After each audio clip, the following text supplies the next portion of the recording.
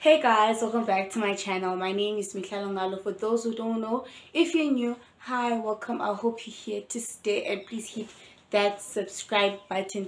And if you're returning, thank you so much for coming back, my dears. I hope you like this video and enjoy the content. So as you've read by the title of the story, I'm going to be giving you the top 10 basic tips or things you need to know about UNISA before applying, since we will be applying for the 2024 academic year on the 1st of September 2023 to the 30th of October 2023. So guys, down here I've written down all the tips that I'm going to share with you guys, and a disclaimer is that I've done my research last year and this year. This year, the reason I did my research was because I wanted to see if nothing has changed basically. So things are still the same. So yeah, let's start. So tip number one is, or whatever. Okay, yeah, tip number one is, does UNISA offer full-time classes? Yes, the answer is yes. UNISA does offer full-time classes. There are also part-time classes, but in reference to students who are going to be funded by NSFAS, excuse me, in reference to students who are going to be funded by NSFAS, you have to study full-time. And full-time, I mean by February to November. So, oh, excuse me guys, something's in my ear. Sorry. So you're going to study from February to November, like a normal university institution, like your UJ, UCT, VERT, and all of that, ne? So you're going to be studying full-time, and you must keep in mind that UNISA is an open distance learning institution. So when I say open distance, I mean that you work online. There are no contact classes.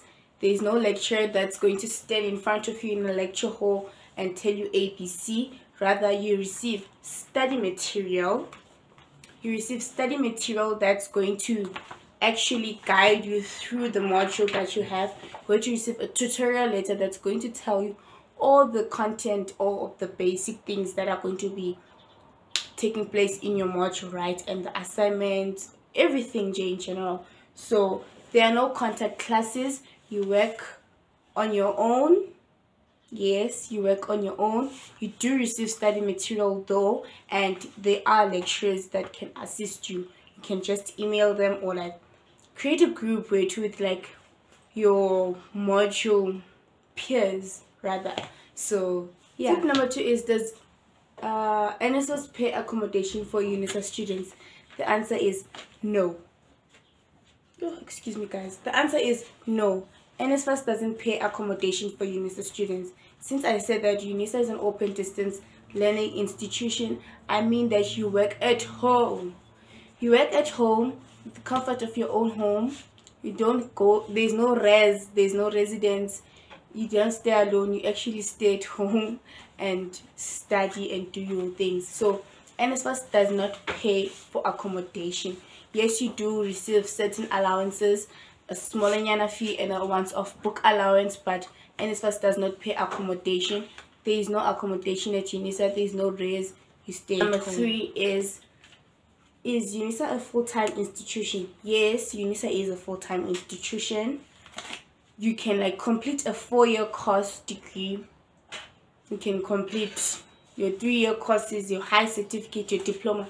UNISA is everything, whether it's full-time or part-time. UNISA is like a normal, I'd rather call it normal university, like your UJ, VERT, UCT. Just keep in mind that it's just open distance. There are no contact classes. There's no raise, but like everything is the same.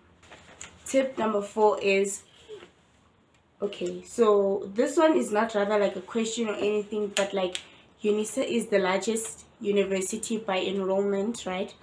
But this does not mean that students are not rejected. There are students who get rejected at UNISA for for reasons such as applying for a course that your AP score like the requirement for your minimum AP score doesn't correspond with the course that you had enrolled or applied for, or like certain reasons that other universities would reject you for. Get me? So yeah, it's an elimination chamber. That's a whole, but it's an elimination chamber. So yeah. Tip number 5 is allowances. So allowances at UNISA differ. So if you're funded by a different bursary, of course they're going to differ. But with NSFAS specifically, NSFAS pays off a 5,400 book allowance once off. So if you start your studies first semester February, you're going to receive your 5,400 book allowance once off for the whole year until the next February, which is the following year, right? And you receive a monthly fee, which is 290, 300, 310 monthly allowance every month for transportation when you want to go to a UNISA campus or when you want to go study at a local library whatsoever. So yes, NSFAS does pay allowances to UNISA students as well. Tip number 6 is a tip that I don't think most UNISA students know. It's something I also didn't know, but you get data. You receive data monthly. So you get a normal data like 10 gig data monthly, and you get 20 gig night owl data for your studies specifically, because remember UNISA is an open distance learning institution, so there are no contact classes. The data is meant for your education. That means you write your assignments online, you will need data. In order to attend certain meetings, you need data. Everything in UNISA needs data, so they provide data for that reason. So you receive data in UNISA. Tip number 7, like I said, that you do get like your normal higher certificate, diploma, bachelor courses at UNISA.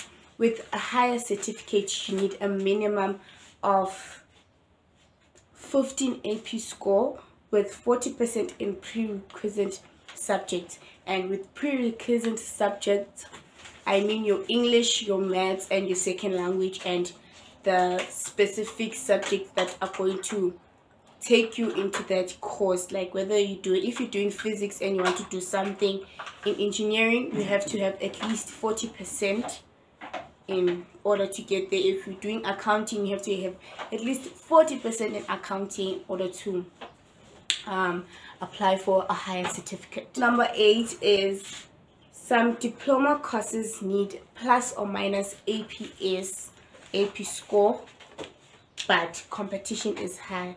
Remember, with every university there are a lot of applications, but a few number is going to be selected and going to register at the university. So yes, you can come with your 19 APS, but there's someone with 24 APS, and because competition is high, of course the institution is going to choose someone with the 24 APS. So rather, do not apply for a diploma course if you have a minimum of 19, but rather start with a higher certificate, then go to a normal course. Like it's kind of like you bridging throughout, right? So yes. Tip number 9 is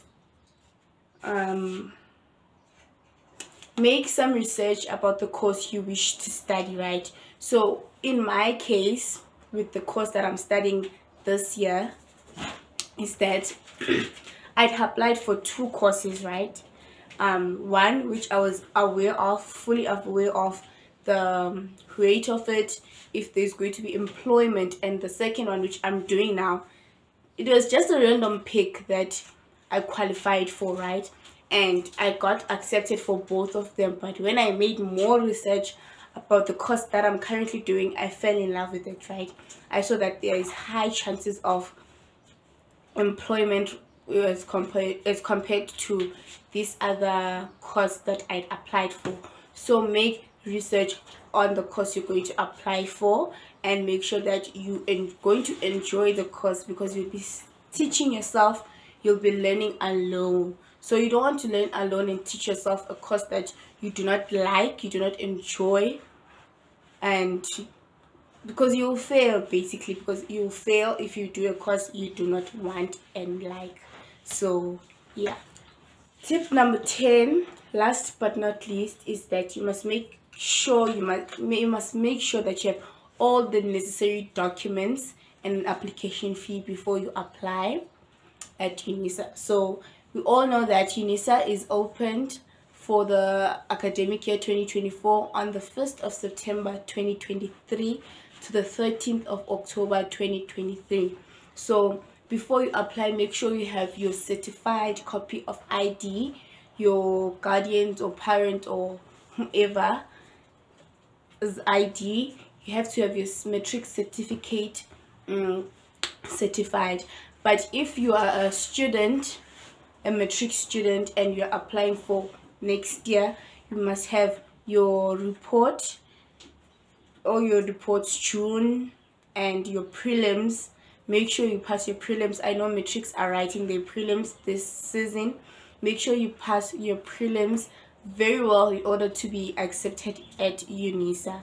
So if you're a current matric student and wish to study at UNISA, must have your ID, your parents' ID, and your June and prelim report rather, because I know you already have your June report.